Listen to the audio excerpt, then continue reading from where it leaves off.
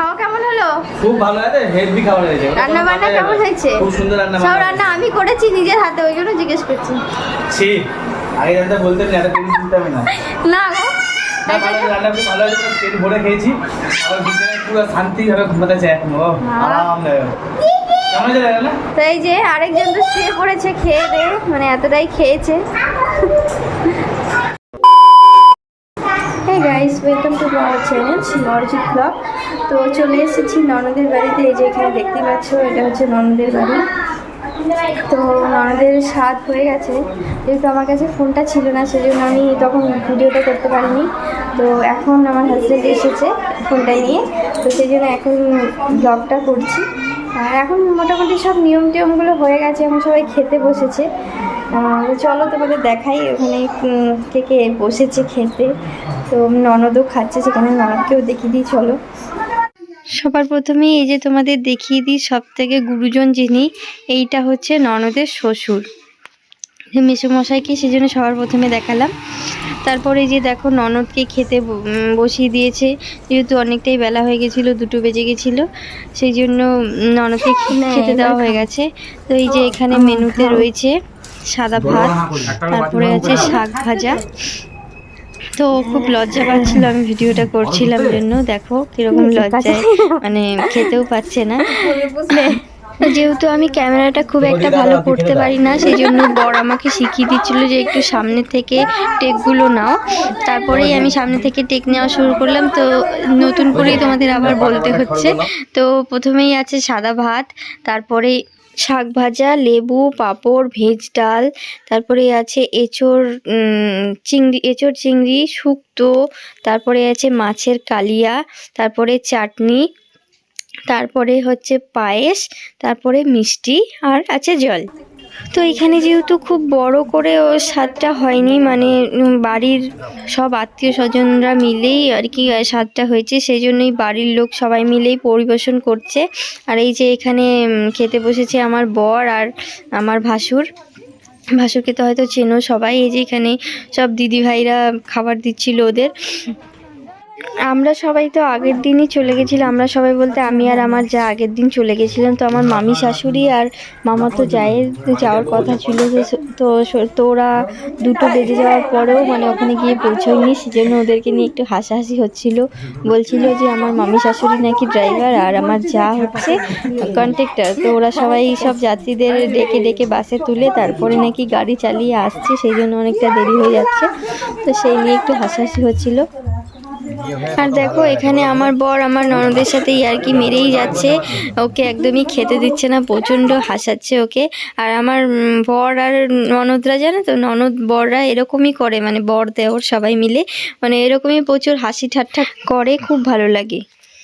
তো ননদের বাড়ি যেহেতু রোজ রোজ আসা হয় না, সেই জন্য তোমাদেরকে সবটাই দেখাবো। তো চলো ওদের মানে বাড়ি ঘরগুলো একটু দেখিয়ে দিই তোমাদের ভালো করে।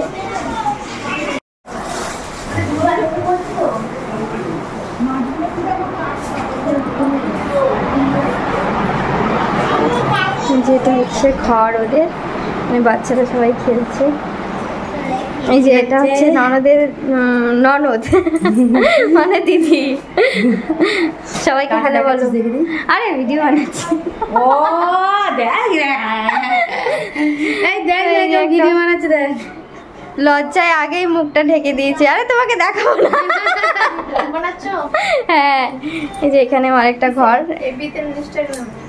না ইউটিউব। তো এই যে এখান দিয়ে ছাদে উঠে যাব। এই মামা পড়ে যাবে কিন্তু, এই নাম ওখান দিয়ে নাম।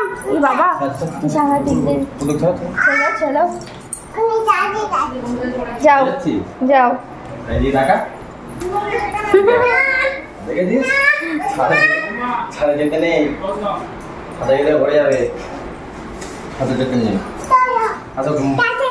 ছাদে না ছাদে যায় না।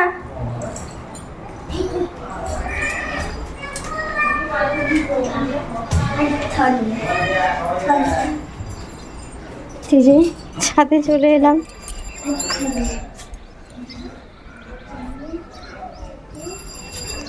ছাদের থেকে ভিউটা জাস্ট দেখো, এত সুন্দর।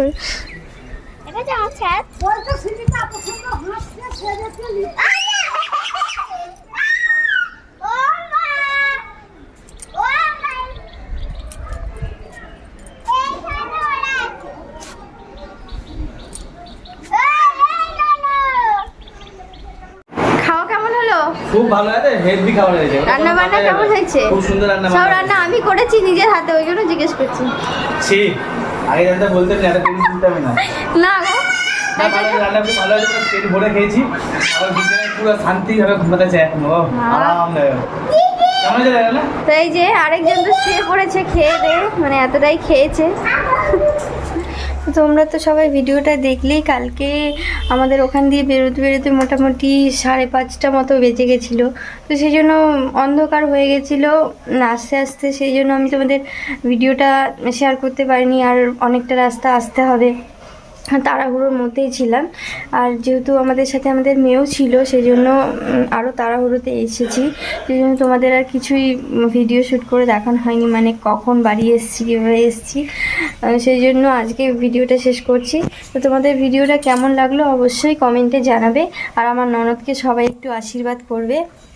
আমি এইখানে বিয়ে হয়ে আসার পরে জেনেছিলাম, মানে আমার বর আমার হাজব্যান্ডের কাছে, যে ননদের একটু সমস্যা আছে। ননদের ছোটোবেলায় রিকেট হয়েছিল, তো ওকে অনেকভাবে চিকিৎসা করে ওকে মানে বাঁচিয়ে রাখা হয়েছিল। তো সেই জন্য ওর অনেক রকম প্রবলেম আছে। তো সেই জন্যই আমরা সবাই চাই যে ওর বাচ্চাটা ভালোভাবে হয়ে যাক, আর যাতে নর্মাল ডেলিভারি হয়, মানে নর্মাল ডেলিভারি হওয়াই তো ভালো, কষ্টটা অনেকটা কম হয়। আর তোমাদের যাদের সিজারে বাচ্চা হয় তারা তো জানোই, আর আমিও জানি, আমারও বেবি সিজারি হয়েছিল, সেই জন্য আমি জানি সিজার হওয়ার কষ্টটা। তো সবাই সেই জন্য চাই যেন ওর নর্মাল ডেলিভারিটাই হয়। তো সেই জন্য ওর বাড়ির লোক সবাই খুব চেষ্টা করছে যাতে ওর নর্মাল ডেলিভারি হয়। তো বিভিন্ন রকমের ব্যায়াম করানো হয় ওকে নর্মাল ডেলিভারি হওয়ার জন্য। তো তোমরা সবাই ভালোভাবে আশীর্বাদ করো যাতে ওর বাচ্চাটা সুস্থ স্বাভাবিকভাবে হয়। আর ওর বেবি মানে ছেলে হলো না মেয়ে হলো, কি বেবি হলো, কিভাবে হলো, সবটাই তোমাদের জানতে পারবে যখন ওর বেবিটা হবে। এখনও মোটামুটি 2-3 মাস সময় আছে, তারপরে ওর ডেলিভারিটা হবে। তো তখন তো তোমরা জানতেই পারবে। তো সবাই ভালো থেকো, সুস্থ থেকো, টাটা, বাই বাই।